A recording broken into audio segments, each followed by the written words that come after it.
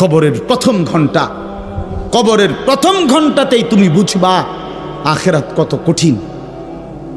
রাসূলুল্লাহ সাল্লাল্লাহু আলাইহি ওয়াসাল্লাম বলেন, কবরে যেই নাফরমান প্রশ্নের জবাব দিতে পারবে না, তিনটি প্রশ্নের, তো আল্লাহ তাআলা বলবেন কাযাবা আবদি, ফেরেশতা আমার এই নাফরমান বান্দা মিথ্যা বলেছে।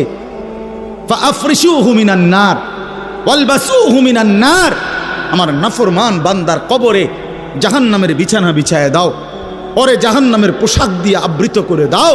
ওয়াফতাহু লাহু বাবান ইলান নার, জাহান্নাম বরাবর তার কবর থেকে দরজা খুলে দাও, কবর খুলে দাও। ওফো, আল্লাহর নবী সাল্লাল্লাহু আলাইহি ওয়াসাল্লাম বলেন, তখন কবর তারে, ফেরেশতা যখন তাকে রাইখা যাবে, কবর তারে ডান দিকের মাটি বাম দিকে একটা চাপ দিবে, বাম দিকের মাটি ডান দিকে চাপ দিবে। আল্লাহর কসম, নবী বলছে হাত্তা তাখতালিফা আদলাউহু, ডান পাশের হাড্ডি এবং এই পাজরের হাড্ডিগুলো করকর করে ভাঙ্গা বাম দিকে চলে যাবে, বাম দিকের গুলো ডান দিকে চলে যাবে। ভাইয়া আমার, তুমি তোমার উপরে রহম করো।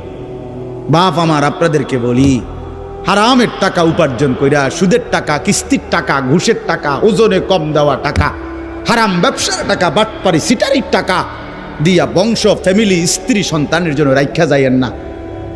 ওরা আমনেরে বরবাদ করবে, আপনি নিজেও বরবাদ হইলেন, ওরারও বরবাদ করলেন।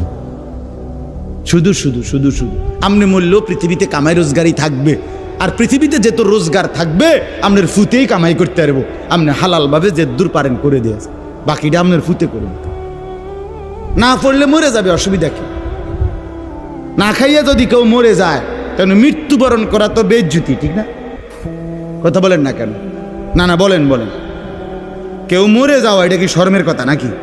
ভাই বলো, ছেলে বলো। আরে ছি ছি ছি ছি, ওটা মরে গেল, কেমন শরমের কথা এটা? এমন এটার কথা হইলো কোনো? তো তো মরলে কিছে, মনে করেন না খাইয়া মরেই গেছে, তো মরলে কিছে? মরণ কি শরমের কিছু? তো বাপ দাদা 14 গোষ্ঠী মরছে, তো আমি মরলে সুবিধা কি? আহা,